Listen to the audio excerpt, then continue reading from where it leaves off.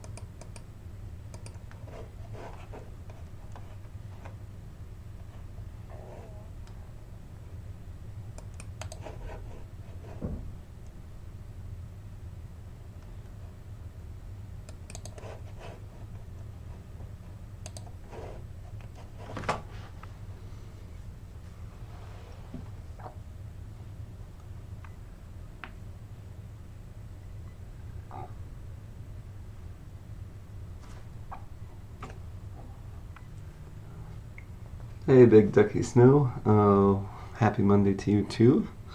We're just doing a little bit of Calc 2 review, and then I'm gonna show some ways to use power series to compute pi.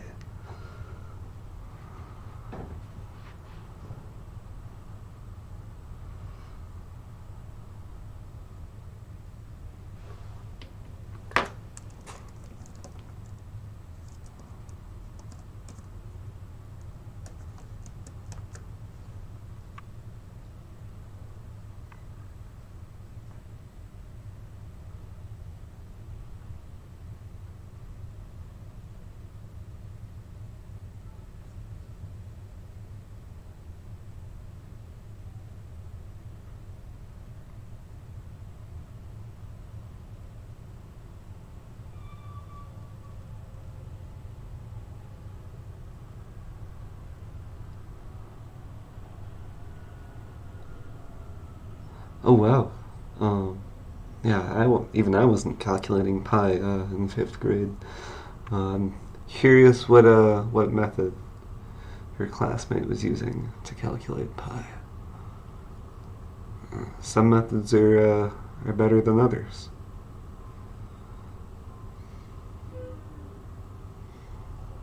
We're gonna see when the first one I'll show you is reasonably straightforward to deduce the formula, but it converges incredibly slowly. Like you could spend your lifetime calculating with it and only get a few correct decimal places. But then the second one I'll show you takes just a little bit more work to get, but it converges very fast. I could come up with the first 10 or so decimal places. I could do it on stream tonight, except it would probably be very boring to watch me compute decimal places of pi and do a bunch of arithmetic by hand.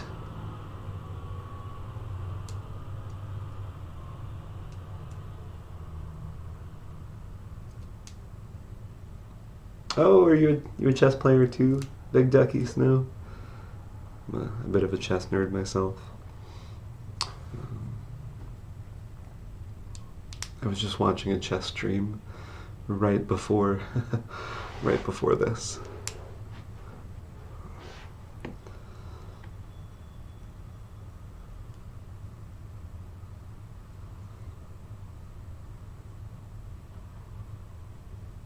I see we've had a couple new viewers join us.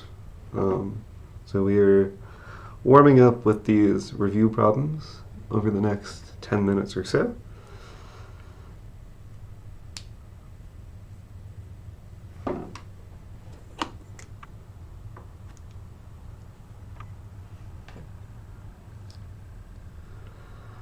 It's a good question. There's quite a bit of variety. There are actually a lot of different chess streams. My favorite stream is called Chess Bra. It's at the moment, before I came over here, they were hosting a match between two of the viewers. One of the viewers is trying to adopt the other one, meaning to win 10 games in a row. He got 2 attempts. In the first attempt, he won 6 in a row and then lost. And then when I left the stream to start my own, he was at 7 in a row. So I will be eagerly tuning in after this to find out the conclusion of that match. But yeah, it depends a lot. Sometimes it's a lot of chatting. Sometimes it's serious, intense chess, and anything in between.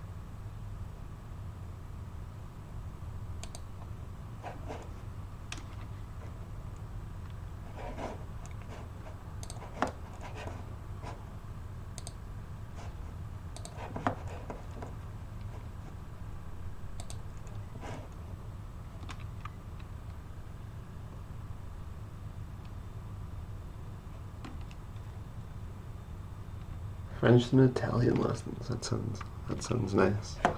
Um, I got real into Duolingo uh, back during COVID, mostly. I started a whole bunch of different courses, but the only one I worked all the way through was Dutch. I was preparing for a trip to France and the Netherlands, which I had booked for May of 2020. So that didn't happen. And then I finally went back and went to all the places that I've been planning to. I planned another trip to do this in the summer. It was 2 summers ago, so 2024. And then I got COVID, so I spent a lot of my time there in bed, which was not a lot of fun. I wasn't even super sick. I just, like, the jet lag and the COVID, I could have handled either of them individually, but together, it just, like, my body wouldn't adjust to the time zone. So I stayed nocturnal there. So COVID ruined my second trip in a row to Europe. And then finally last summer, I had a successful trip to Europe and got to do all the things I'd been planning to.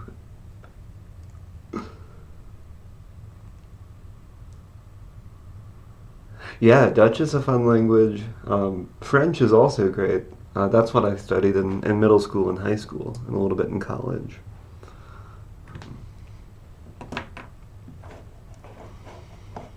We've got about 5 more minutes of work time, and then we'll walk through all of these problems.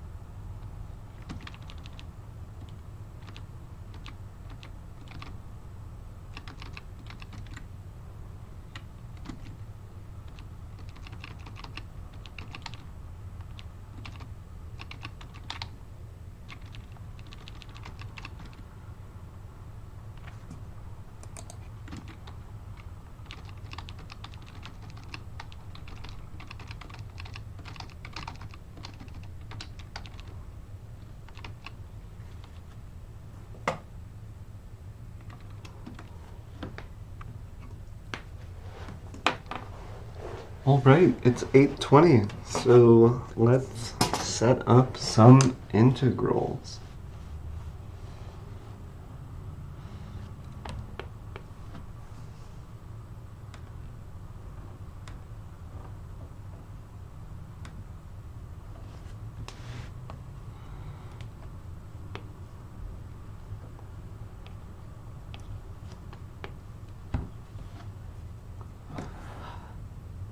I think at the moment, Big Ducky, you are the only viewer.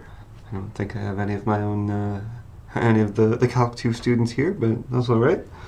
I'll post the recording, and if anyone wants to look at this later for review, hopefully they'll find it helpful. So the first one was the area between y equals x squared minus 2x and minus x squared. So I always think it's helpful to start out by sketching the graphs. So minus x squared is a parabola opening downward. And x squared minus 2x is a parabola with roots at 0 and 2 and opening upward.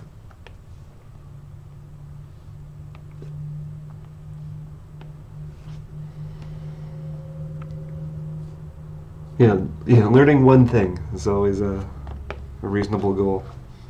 So stick around until the stuff about computing pi. That'll be, not that this stuff, the review stuff isn't important, but the stuff with pi will be a lot more fun. So we're trying to compute the area of this little region here. So we need to figure out where these curves intersect. Obviously, we can see from the graph one of the intersections is at x equals 0, but the other one, it's somewhere between 1 and 2, it looks like, based on my graph, but my graph might not be perfect. So the way that we find this exactly is we set those two expressions equal to each other. So I set x squared minus 2x equal to minus x squared. If I add the x squareds over, I get 2x squared minus 2x equals 0. Factor out the 2x. So 2x times x minus 1 equals 0, and x is 0 and 1. Okay, so my picture is, in fact, inaccurate. The right endpoint here is at x equals 0. A student of a sort, yeah, Big Ducky. But the nice thing is that you don't have to you don't have to take the Calc 2 exam, our final exam, whenever that is. I want to say, is it Monday, April 27th?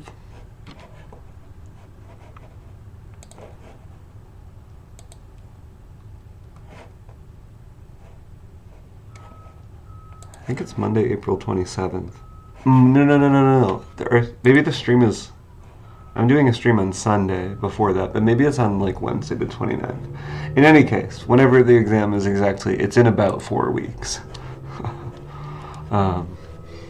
Okay, so we're going to compute the area with an integral that I'm going to integrate with respect to x. And the x values are going from 0 to 1. That's what we just solved for. And we do the upper curve minus the bottom curve. And the top curve in this case, at least in this region, is the minus x squared. And then I'm subtracting the equation for the bottom curve, which was the other one. The, x squared minus 2x. Okay, so this is the thing that you would integrate.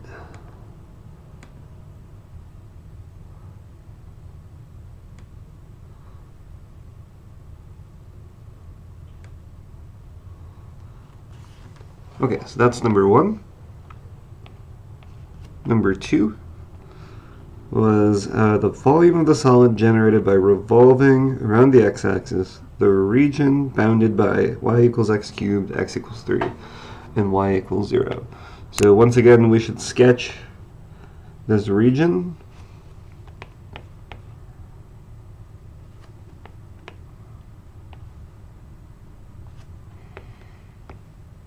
So I'm going to sketch the x equals 3 and the y equals 0 first, because those are straight lines. Those are very easy to plot. This is x equals 3, and then we have y equals 0,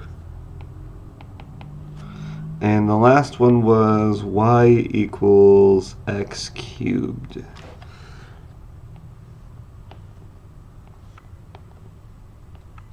That looks something like this. And it's quite easy to find the coordinates of this point because I know that x is 3. And then if y is x cubed, that means that y is 3 cubed, or 27. And then they want us to revolve this around the x-axis. So we have two approaches.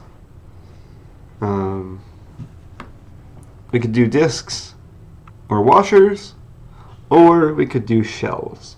And I talked at length about this in a previous stream, but the way that I decide which method to use is, I don't have in mind a preference between the disks and washers and the shells. I like to look at the region and think about whether it would be easier to break it up into thin vertical strips or thin horizontal strips. And then I think about what kind of shape, what kind of 3D shape would be made when those little vertical or horizontal strips are rotated around the axis. In this case, I think it's going to be easiest to use little vertical strips because the formula is y equals x cubed. If I wanted to do horizontal strips, I would have to rewrite it as x equals the cubed root of y, and I'd end up integrating something with a cube root, which would be totally fine. We could absolutely do that. I think it's just a little bit simpler this way. So when we rotate that little vertical strip about the x-axis, I've been saying x-axis and then thinking about the y-axis the whole time. The x-axis is this one. So when we rotate that around here, we're going to end up with another copy down here, and it's going to end up making a disk.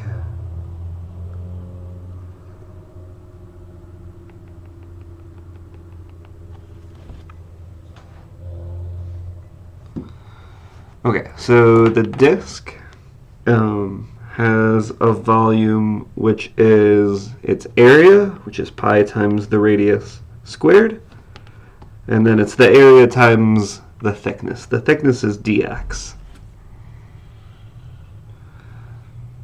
The radius is just the height of that point. It's the y value of that point. And the y value is x cubed.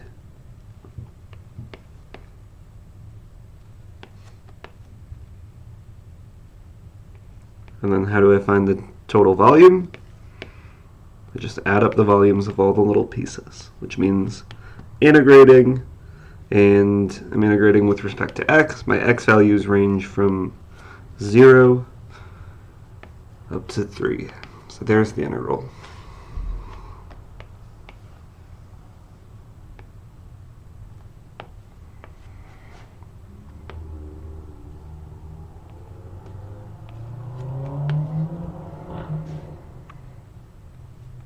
Alright, question 3. We want to find the length of the curve y equals 4x to the 3 halves plus 1 from x equals 1/3 to x equals 5. Okay, so the arc length is given by the integral of the square root of 1 plus dy dx squared. And we integrate from x equals 1/3 to x equals 5. So we just need to say what dy dx's. The curve was y equals 4 x to the 3 halves plus 1. dy dx is 4 times 3 halves, which is 6 x to the 1 half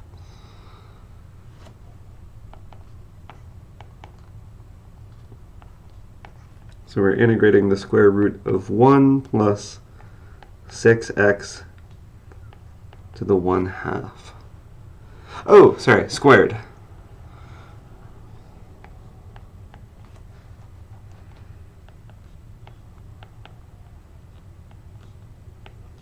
So that's 1 plus 36x. And that integral would not be too hard to evaluate. You could use a u substitution. I would set u equal to 1 plus 36x, and that should turn this into something that you could anti-differentiate with the power rule. Okay, number 4.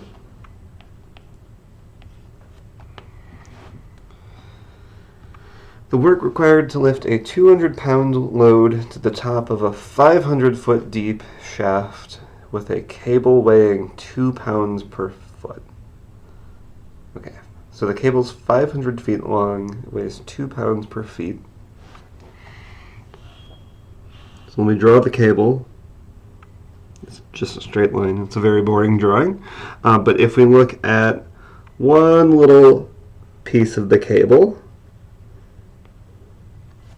let's say this is y equals 0, and at the top y equals 500. And then let's say that this is dy, and it lives at a height y. Well, to bring that to the top, that distance is 500 feet minus y. I'm going to be a little bit lazy and not include the units, so I'll just call it 500 minus y.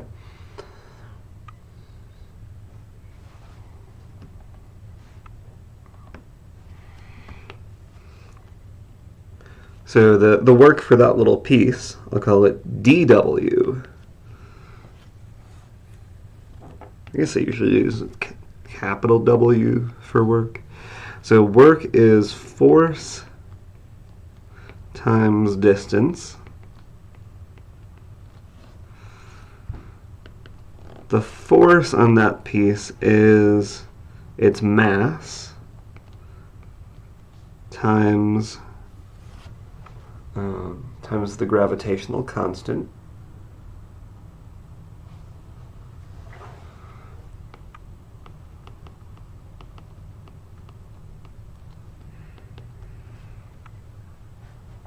I want to express it in terms of y.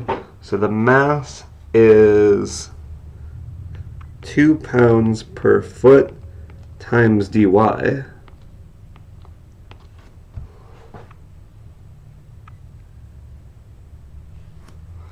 And the distance is 500 minus y.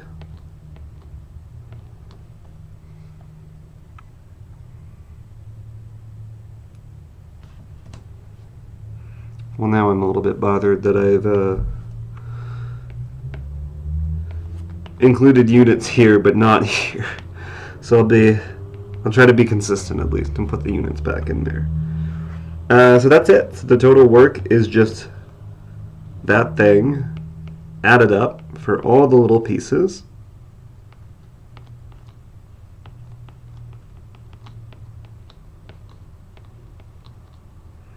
And we integrate from the bottom to the top. There's one little subtlety to this, which is the problem asked about lifting a 200-pound load. So we're not just dragging a cable up. We're using it to lift something. So in addition to the work to lift the chain or the cable itself up to the top, we also need to add on the work to lift that 200-pound load. Oh, sorry, I made a mistake here. Pound is a unit of force, not mass.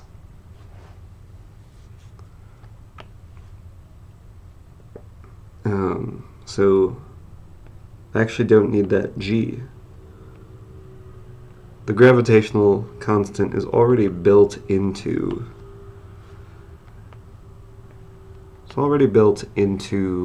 the unit of pounds. So the force would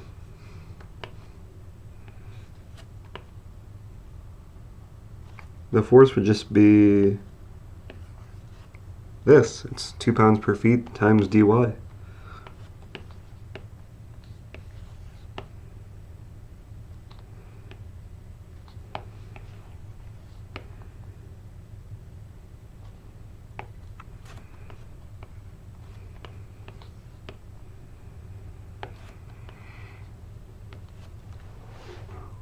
And then we were writing out the work to lift the 200-pound load up to the top. It's force times distance.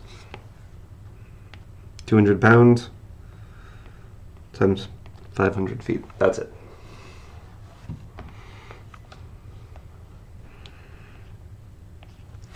And the final review problem was to compute the center of mass of the lamina bounded by y equals 1/3 x squared, y equals 0, and x equals 4. Okay, so let's start by sketching a picture.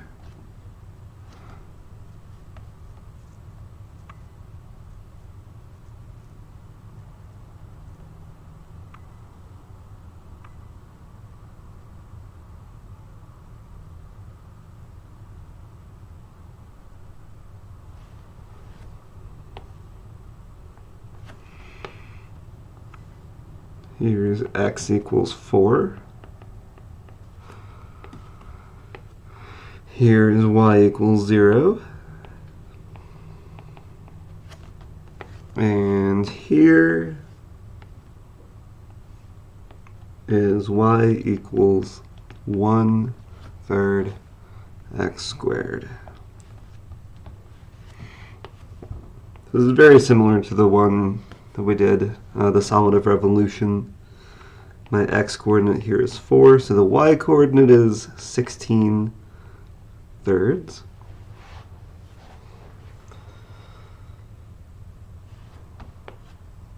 Okay, to find the center of mass, we need to compute the moments and the total mass. So the mass is, well, we're going to add up all the masses of the little pieces. I'm going to write that as an integral with respect to x. So x is going to go from 0 to 4. And I'm looking at one of the little pieces and thinking about the mass. So let's say the width is dx. So the mass is whatever the density is. You know, it didn't give us a density, so let's just make up a constant density. We'll call it rho. It's that density times this area. And the area is dx times the height, and the height is given by this y-coordinate, 1/3 x squared. So 1/3 x squared times the dx. Together, these give us the area. And then we multiply by that constant density, rho.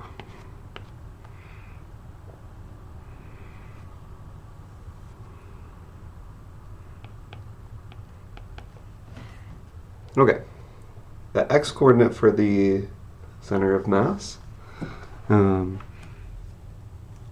is 1 over the total mass times an integral where I add up the contributions of each individual piece. So the moment of a piece is its mass times its x-coordinate. So it's it looks almost exactly the same. It's the mass, which is the 1/3 x squared rho, and the dx, but I also multiply by x.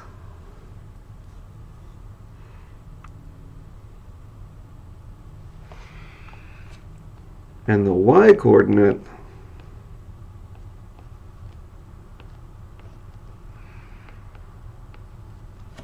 is, well, I guess before we do the y-coordinate, let's simplify the x-coordinate.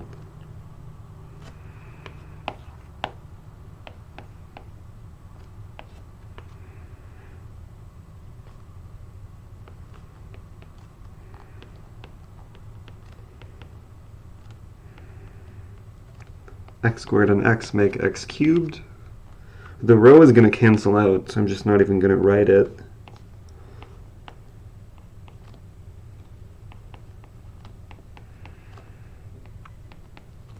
Right, both terms have a row, so they cancel out. And that is the x-coordinate of the center of mass.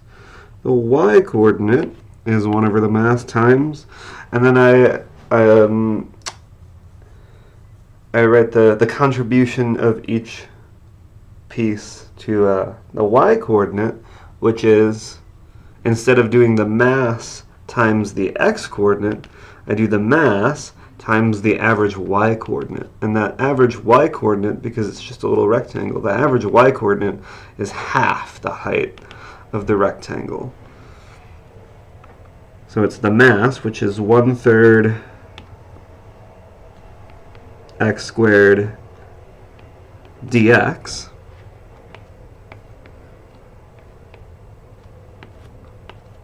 Oh, in row.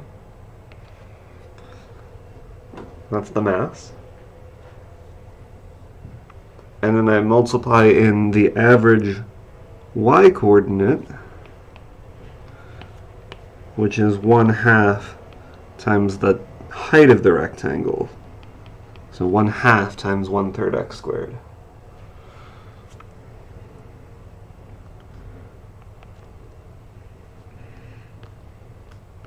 And once again, we're integrating from 0 to 4. Okay, so if I gather everything together, I see 1/12. That's 1/3, 1/2, and 1/3. The row is going to cancel out again, so I'm just not going to write that. X squared times x squared is x to the 4th, and dx. And I'm dividing that by the mass, which once again is the integral of 1/3 x squared dx. Okay, so that should be the y-coordinate of the center of mass.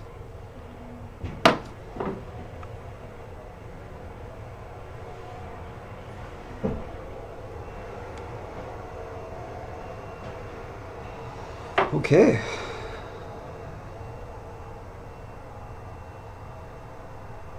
Questions about any of the review problems?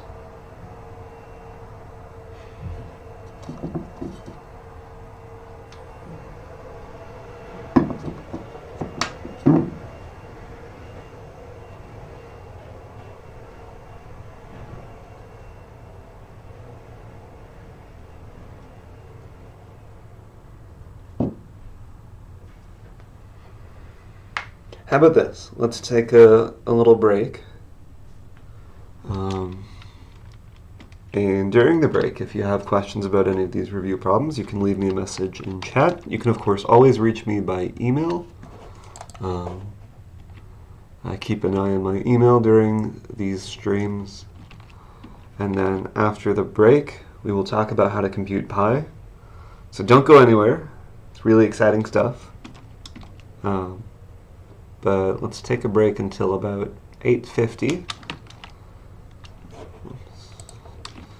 And then we'll be back. And I will run some ads during the stream in order to try to keep the pre-roll ads disabled.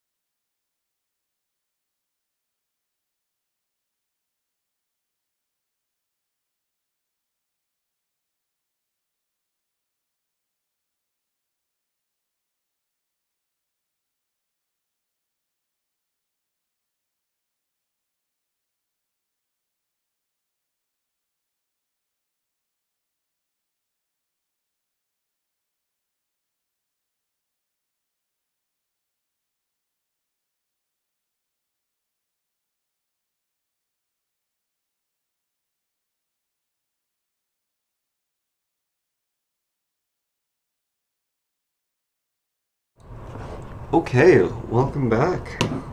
So this is what you're here for. Computing Pi with Power Series. I'm going to show you 3 different methods for computing Pi with Power Series. I'll walk you through 2 of them for how you can actually come up with the series. The third one is extremely complicated. I'm just going to show you the formula so we can admire it, marvel at its complexity. But I'm going to start by showing you sort of the most famous formula, the one that's easiest to deduce. And that one is called the Madhava-Leibniz series, named after its discoverers. It was discovered, of course, by Leibniz, one of the inventors of calculus, or discoverers of calculus. But it was actually discovered by Madhava a long time before Leibniz found it. I want to say in the 14th or 15th century. This is a little bit of a preview of material that you'll be covering next week in Calc 2, I believe. A power series is just a series that has a variable in it. So if you plug in a particular value of x, you get a series of the kind that you've been dealing with in Calc 2 up until now. But I'm going to show you a few power series. Well, just 2 in this first method.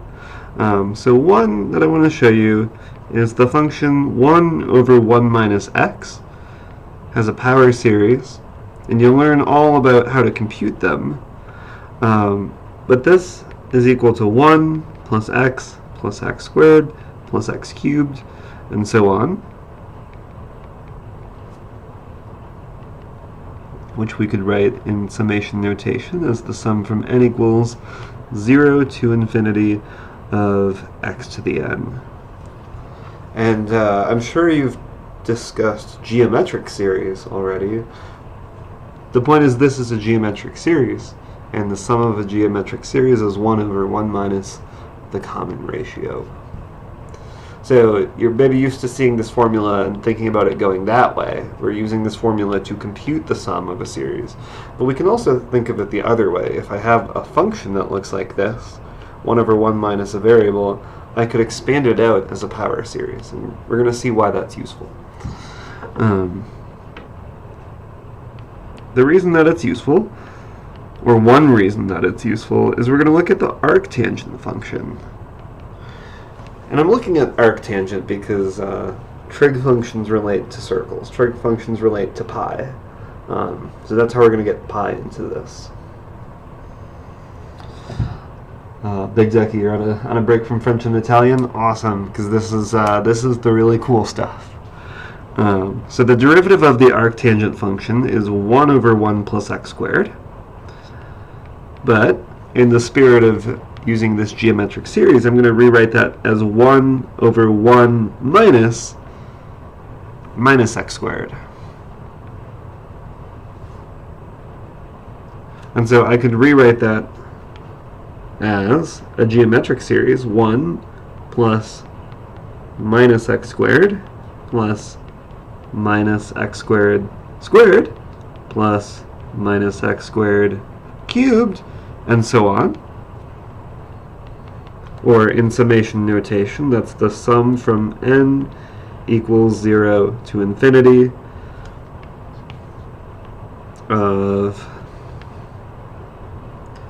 minus x squared to the n. So I'm using this formula, but I'm just replacing x with minus x squared. And then I'm going to simplify this a little bit. I have minus 1 to the n, and I have x squared to the n. So that's minus 1 to the n times x to the 2n.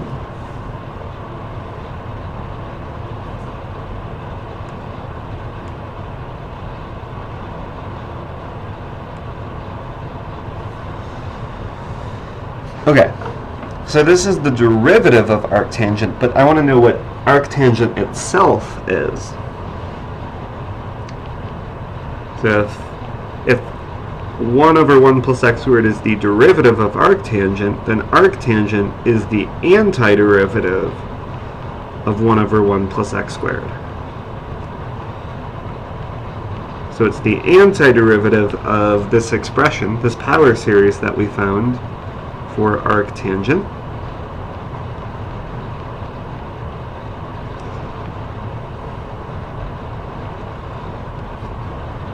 So again, arctangent we have written as an antiderivative of a power series. And I'm going to switch the sigma and the integral. So it's going to be the sum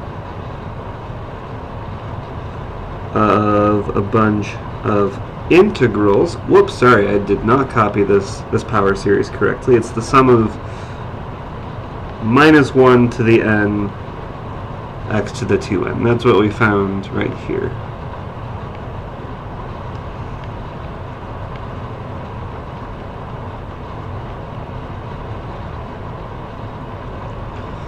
Now, the fact that I can switch the integral and the sum here, there's some thought that goes into that. But we're not going to think about that right now at all. We're not going to worry about those little technical details.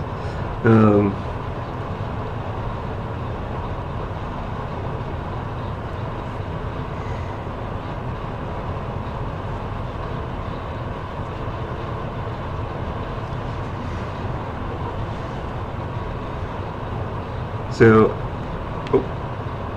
I should put the parenthesis out here.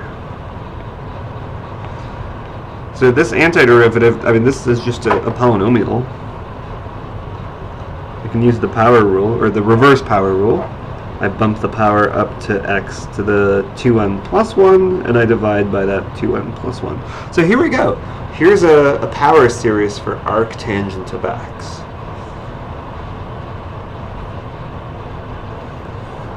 And the question that you'll ask when you have power series is for what values of x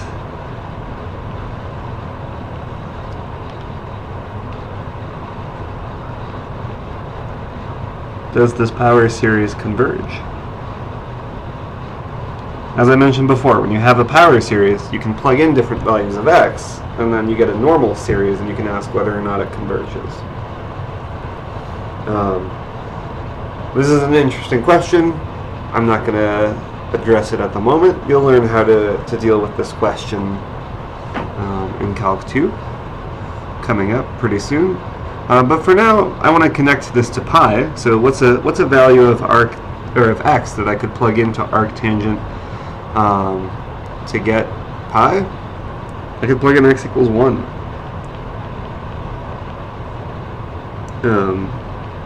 And the arctangent of the arctangent of 1 is pi over 4. And so my power series here says that pi over 4 is equal to the sum from 0 to infinity of minus 1 to the n, and plugging in x equals 1, raising that to the 2n plus 1, dividing by 2n plus 1.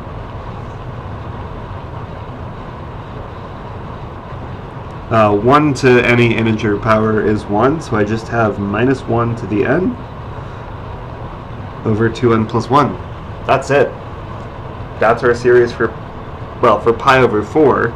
That means that pi is 4 times the sum from n equals 0 to infinity of minus 1 to the n over 2n plus 1.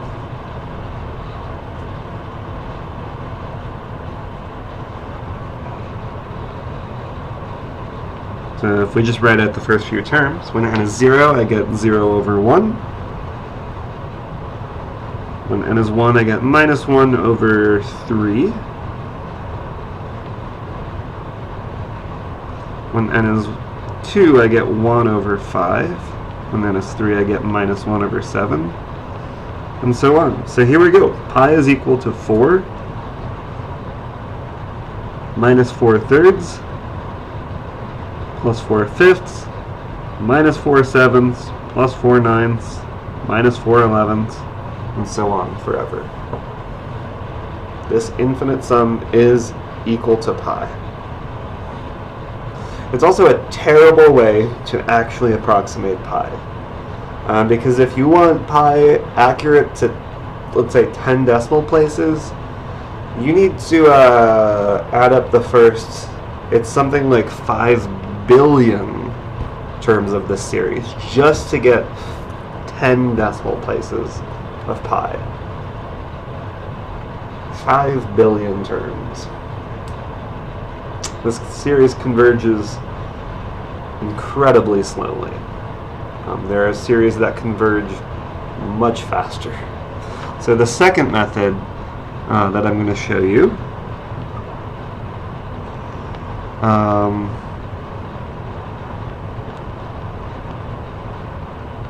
is called, I'm not 100% sure how it's pronounced, but I would guess it's Machen. So Machen's formula. And this one, it looks really weird if you just see it with no explanation. But I'm going to show you how to come up with it. We're going to use a trig identity.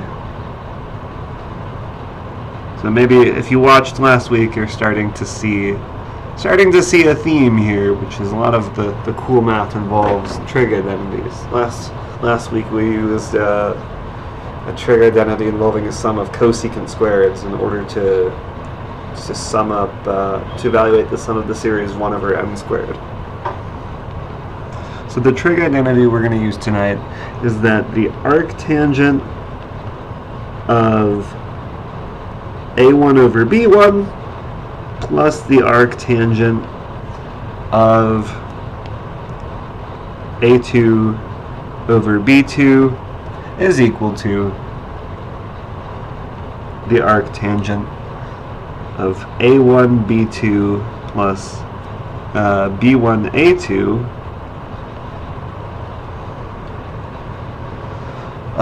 over b1 b2 minus a1 a2. And this is a technicality.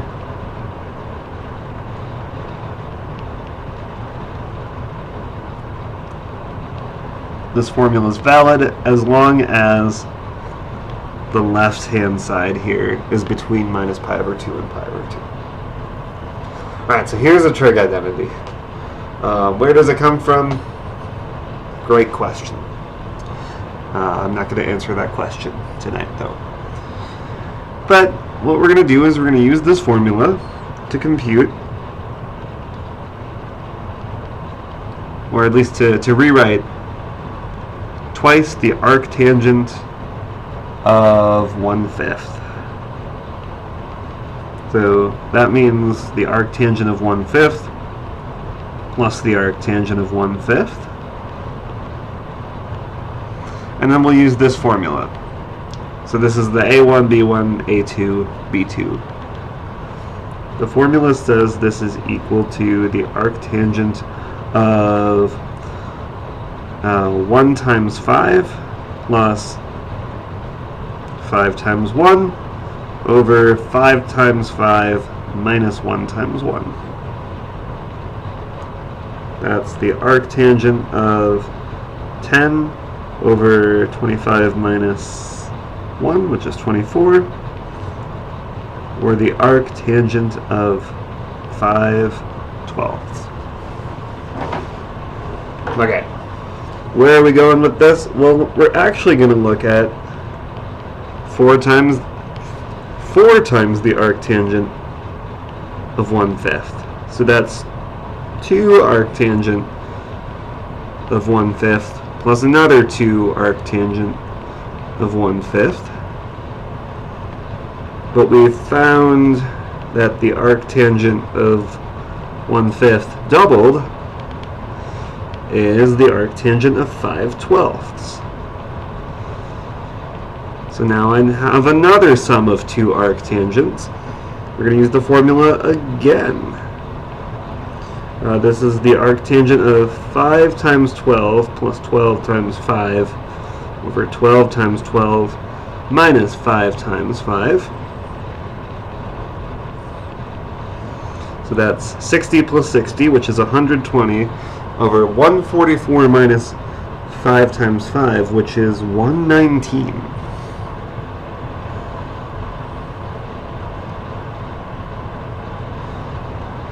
Okay. And right, this all feels very random. Like, sure, you can plug these numbers in, but why would you think to come up with this? I don't know. I don't know how people came up with this. But the next thing that I'm going to do, really the last application, the third and final application of this trig identity, it's going to get us a formula for pi. We're going to use 4 times the arctangent of 1/5, and I'm going to subtract pi over 4. We're going to bring the pi over 4 into this, which maybe you might be inspired to do, because we saw another approach involving arctangent and pi over 4 arising as the arctangent of 1. So that's the point here, is that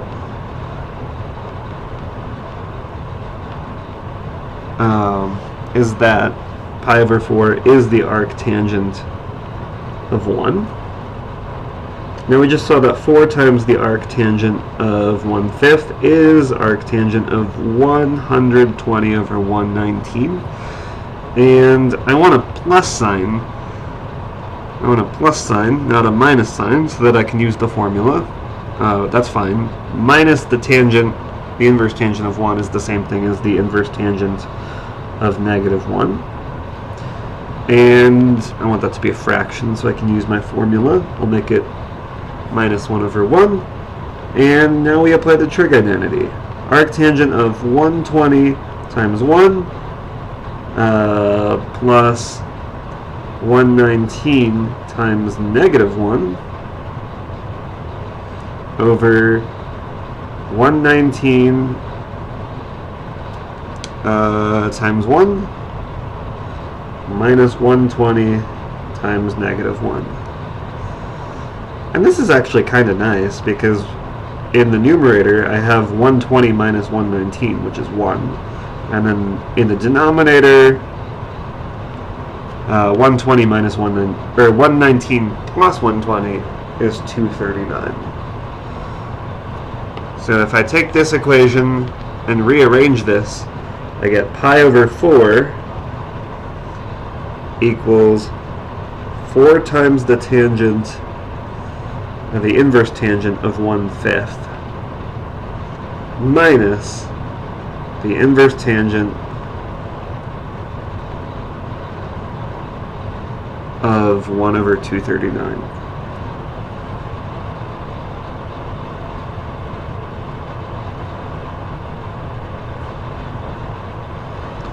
So this is sort of similar to before. Previously, we said pi over 4 is the inverse tangent of 1, and then we used a series to compute the inverse tangent of 1.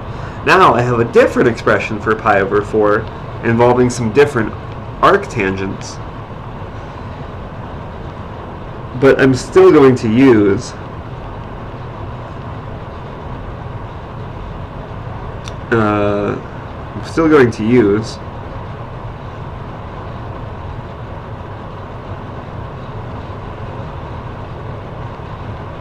the power series for arctangent.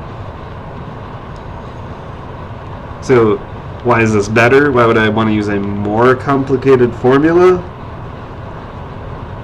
Well, this converges much more rapidly, and the reason it does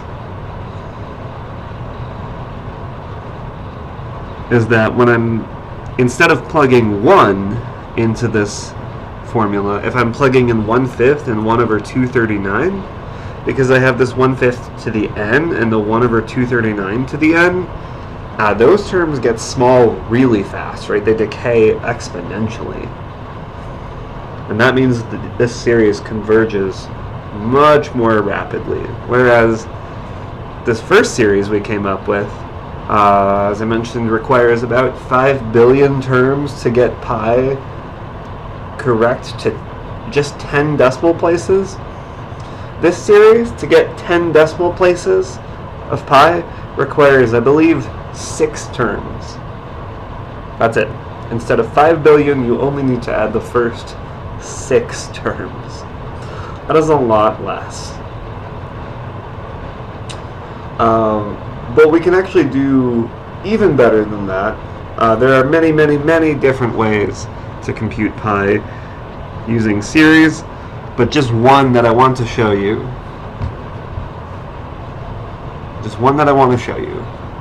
Is called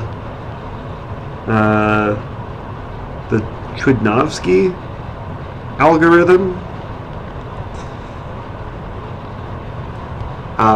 This is much newer than the first two methods. This was, I believe, discovered in the 1980s, in the late 1980s. And the formula is 1 over pi equals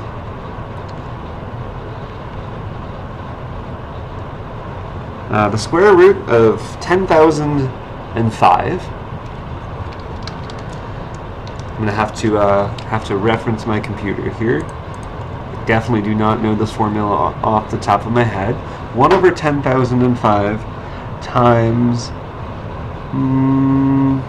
that's a lot of digits, 4 billion, 270 million, 934,400 times the sum from n equals 0 to infinity of minus 1 to the n,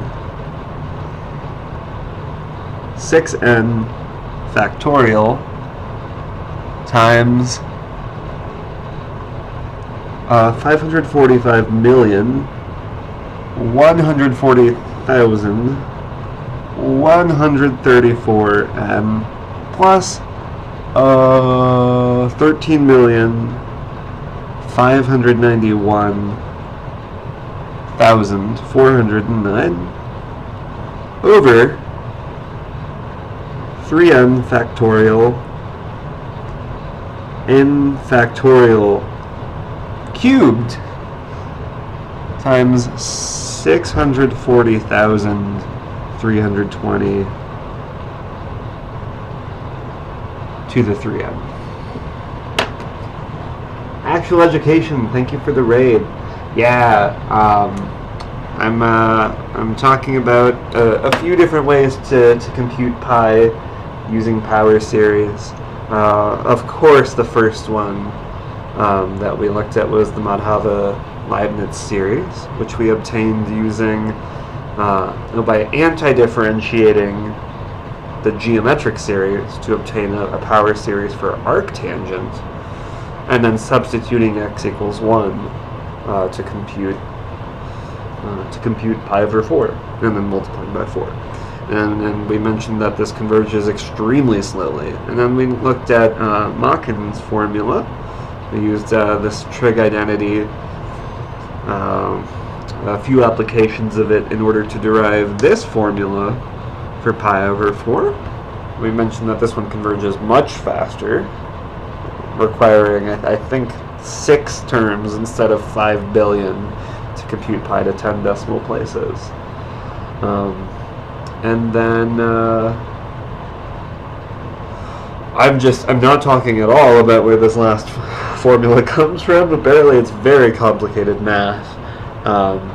But look at how huge the numerator the denominator gets. I've got 3n factorial. Admittedly, this 6n factorial is bigger, but then I have an n factorial cubed, and then I have this 640,000 to the 3n. This series converges extremely rapidly. I think what I read was every additional term provides another approximately 14 correct decimal places of pi.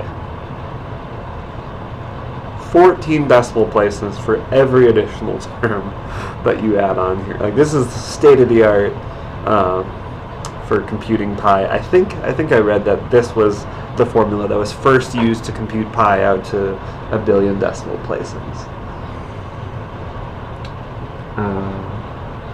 Thank you, Fembox fan, for appreciating my handwriting. So yeah, this is this is a pretty cool formula. Someday I would love to explain or to understand where it comes from. I'm just looking at a description of this. Apparently, it involves something called Hagner numbers and J functions.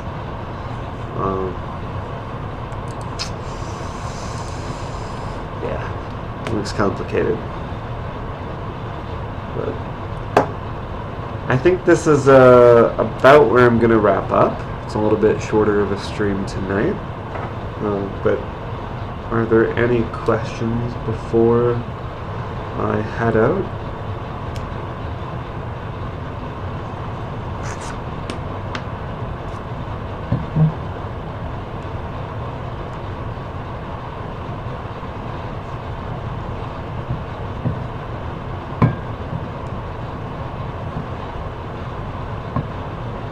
Oh, and thank you for following.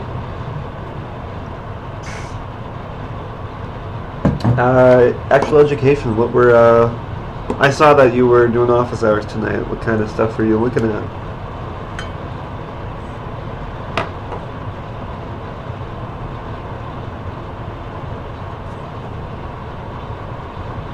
PDE questions, ooh. Oh, and physics.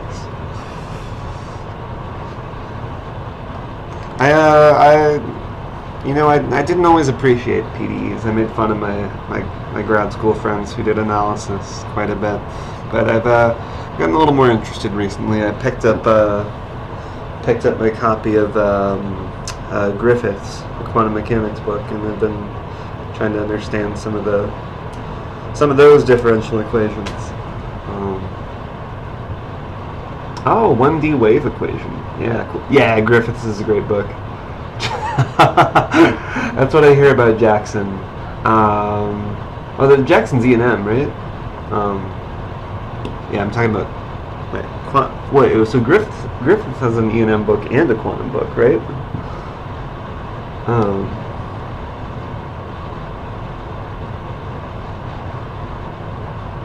Yeah, and my recollection is they're both great.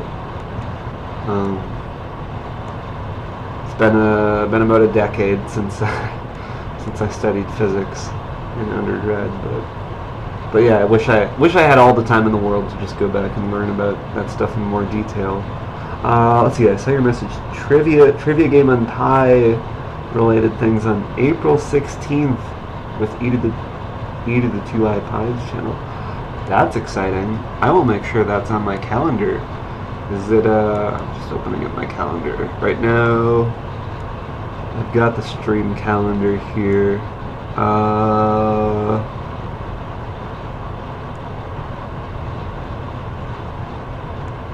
Is there a time for that? I see an E to the 2i pi stream. It doesn't look like a pi things trivia game.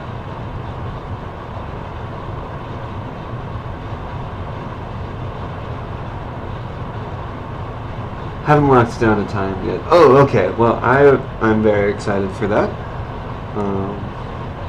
I would love to be able to join. Wednesday is my busiest day of the week, so we'll see.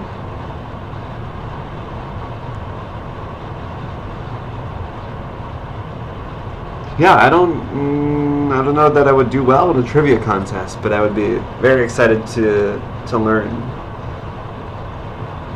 some trivia related to pi. Why that date? I've never heard of April 16th as a day related to pi.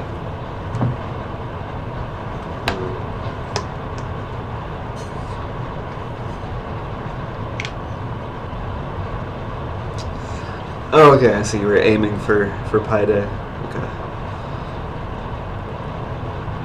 Yeah, and you didn't want to postpone until June 28th? The better holiday for the better constant.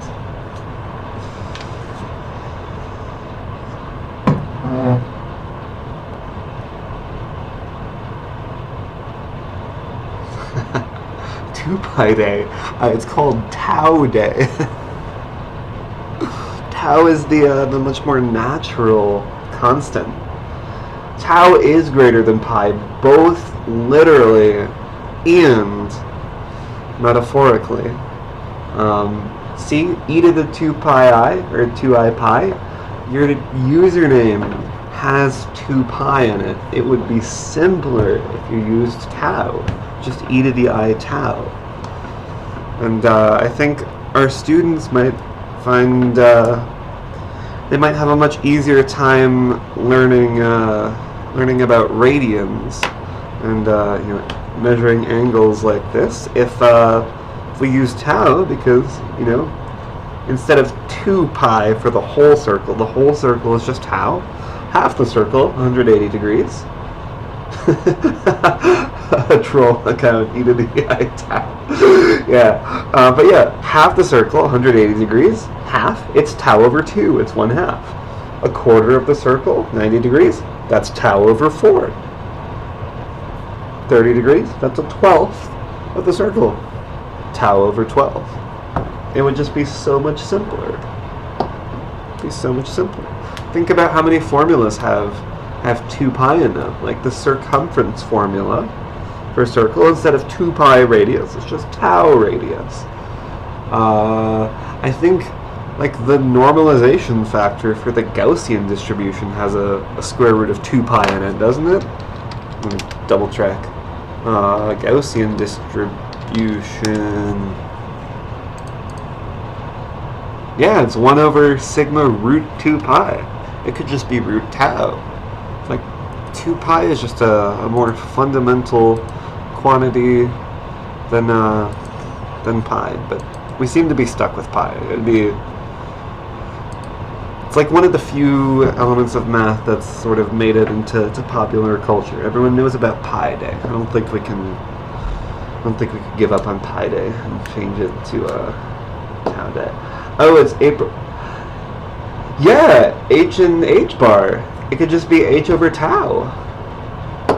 Even Planck's constant would be simpler. Okay, so it's actually April 11th.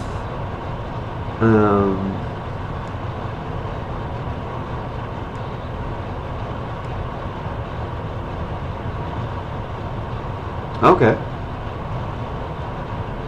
Well, I will join if I can. I'm flying back from Virginia to Denver that day. But if it's later than like 3 p.m. Mountain Time, I'll join in. Oh, a test game! Yeah, absolutely. Wait. How do I find you on Discord? I don't use Discord a lot, so I don't know how it works. I'm in a bunch of Discords, but so I just get crazy amounts of notifications, but I don't actually understand it.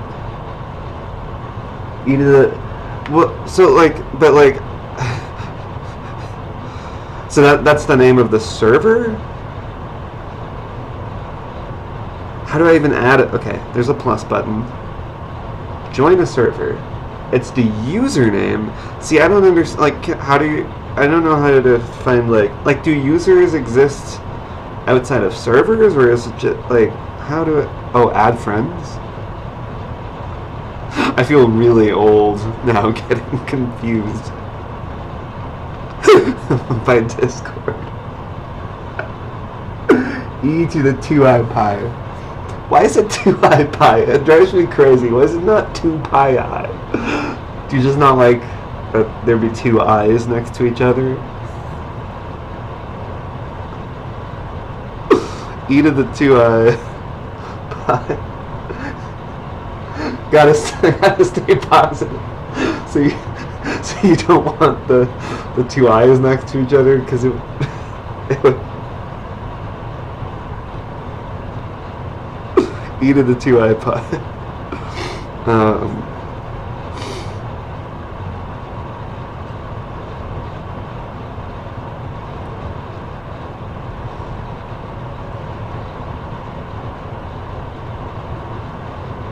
e to the I pi. Oh, yeah. Well, no, I'm not questioning the 2. I'm just questioning the order. Like, why 2I pi instead of 2 pi I? Wait, did I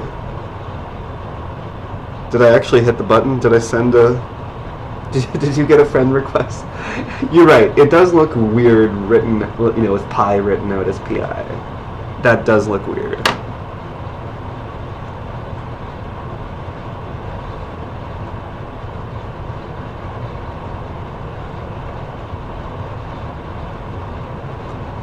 And his imaginary friend eated the pi over 2i. Yeah. Yeah. It's a good one. I was just reminded of one of my favorite math facts, which is that I to the I is real. I to the I is real. That's crazy. I to the I.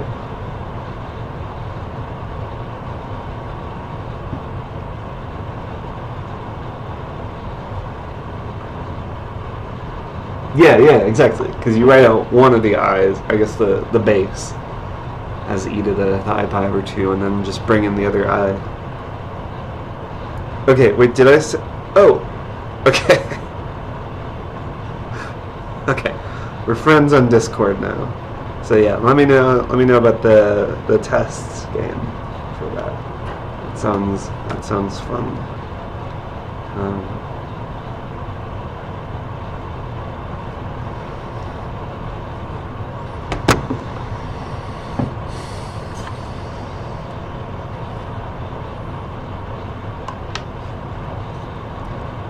Should I advertise this to my students? Is this just open to the general public?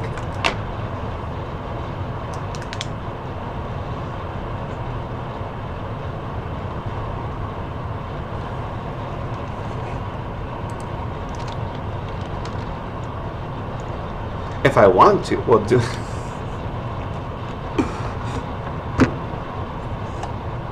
Would you like the word to be out there? That you get more participants? I don't know if anyone might. I should. Okay, that's what I wanted, was just a definitive answer. Yeah, no guarantee that any of them will show up, but I'll tell my students about it.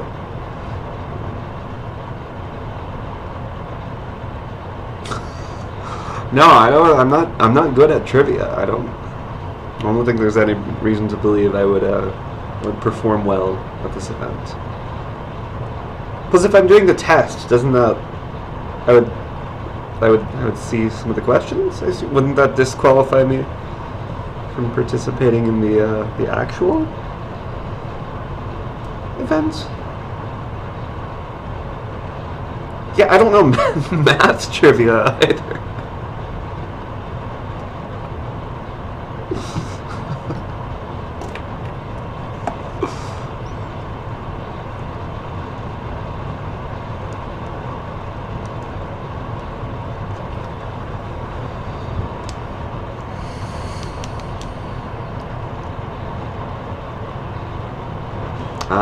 Pi times e might be involved.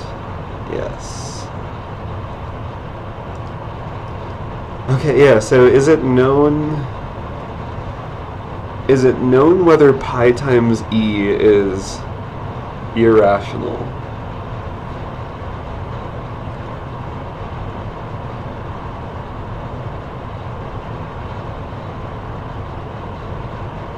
And if so, is it known whether pi times e is transcendental? There's no way that's known, right? Google it.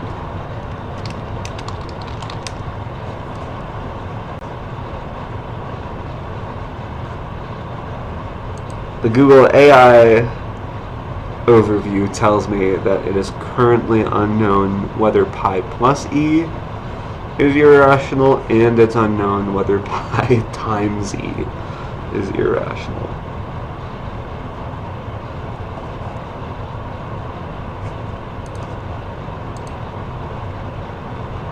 That's wild.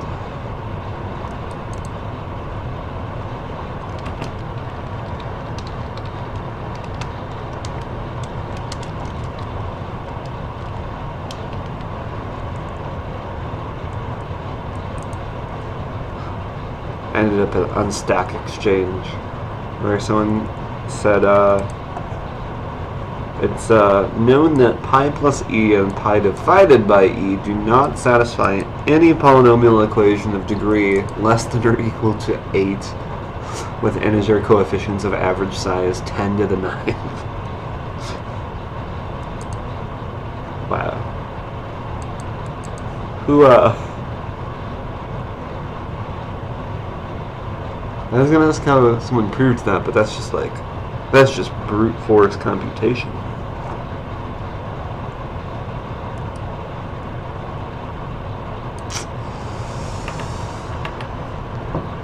Okay, well, unless anyone has any last minute questions pertaining to the Calc 2 topics we reviewed, or these couple of series we worked out for pi, I think I'll call it a night momentarily.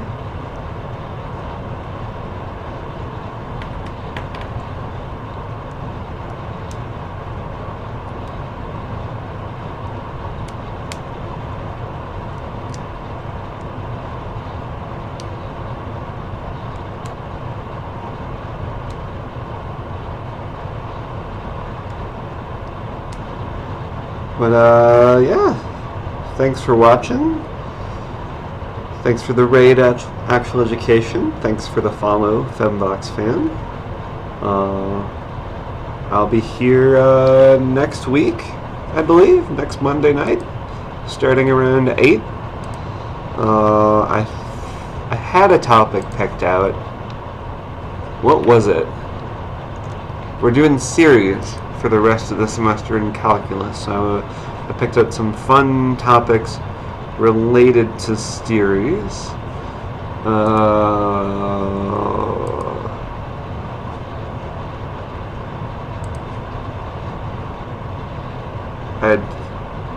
we have 2 more of these Monday night streams?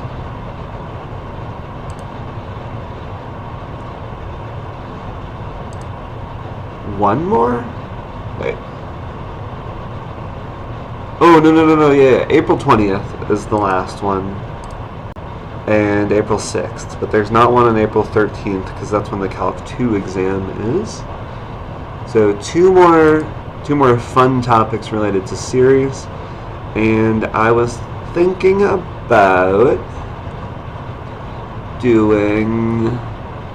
Oh yeah, giving a brief introduction to Fourier series. And Actual Education, I think, will be really excited about that. Really important for physics.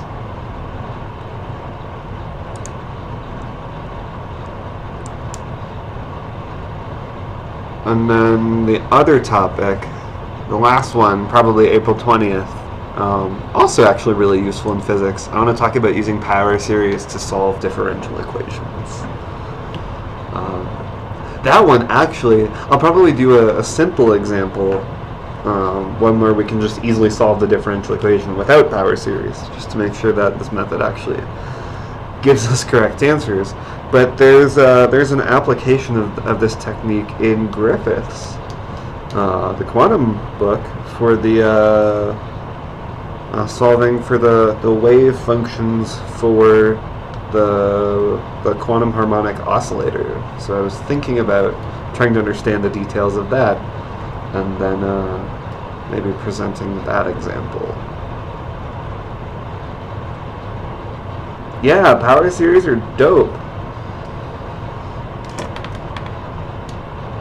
Does anyone still say dope?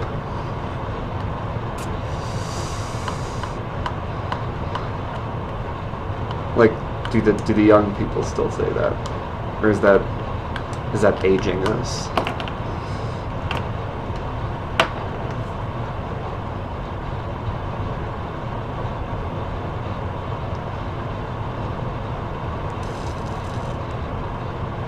don't know. Can't keep up. Can't keep up with all the new lingo.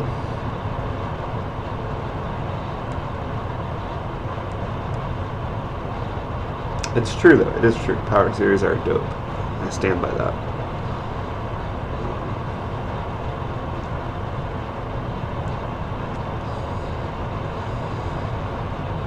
Alright, I'm tired. They probably they probably say mustn't. They probably would.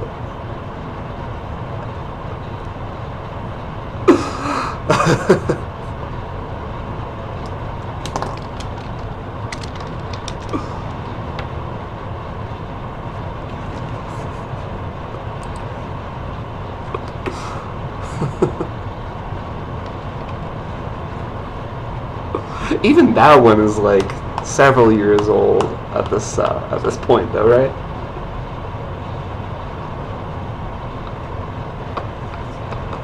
Okay, I'm tired. I gotta call it a night.